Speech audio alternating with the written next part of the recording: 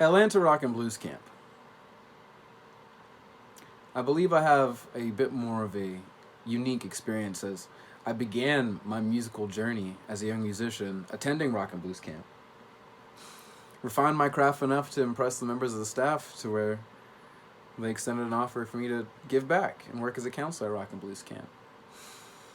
But I know for a fact that I would not be half of the musician or singer that I am today if it were not for my experience with Rock and Blues Camp.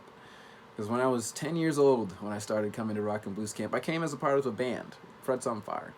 And we had certain goals in mind that we'd like to achieve as a band. You know, we'd bring a few songs or a couple of songs in that we were working on as a unit outside of camp and try to refine them under the guidance and trusted opinion of the staffers at Rock and Blues Camp.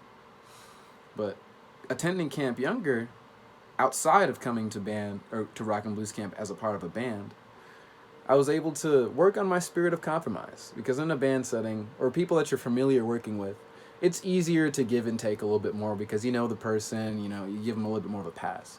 But when it's someone brand new, don't want to call them a stranger, but a new acquaintance, there's a little bit more of a barrier there. You're less giving and willing to compromise, but camp forces you to. And I think that's a great thing for a young musician because outside of musical context, compromise exists everywhere in our relationships, inside and outside of the house. Potential job positions or people you have to work with.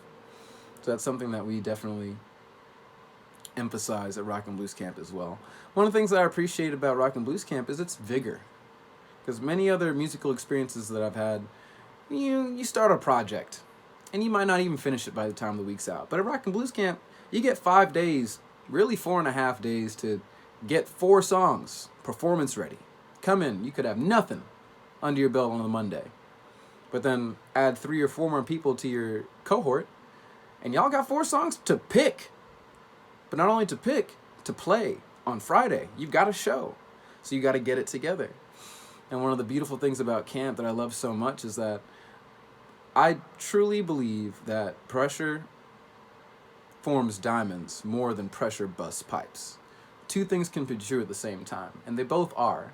However, at camp, I've seen so many pieces of coal get refined at the end of the week into diamonds, and it's a beautiful process. Even come the end of the week, if you still have things coming as a train wreck on the stage or in the practice rooms or people losing their mind or, oh man, having mental breakdowns, all of that's a part of the musical world. But at camp, you get a chance as a child with the support of seasoned musicians with a wealth of knowledge and support and experience to offer you to help you navigate those obstacles and put on a killer show come Friday. So I know it's done plenty for me as a musician attending Rock and Blues Camp over the years, and then also even being able to give back as a counselor, learning from my students, learning from the kids that come to camp, getting to work with different personality styles, different learning styles. It's a big ballpark for everyone to come and grow and learn. It's a safe place, a judgment-free zone, which is rare in the world because, hey, society's full of judgment. But at Rock and Blues Camp, we're not here to judge. We're here to grind. We're here to work. And I'm proof in the pudding, as well as many of my peers and many of the staffers that I've worked with over the years, that Rock and Blues Camp works. If only for 1 week out of the summer, 1 week out of the year, you can come to Rock and Blues Camp. Do it. You will not regret it. And neither will your level of musicianship.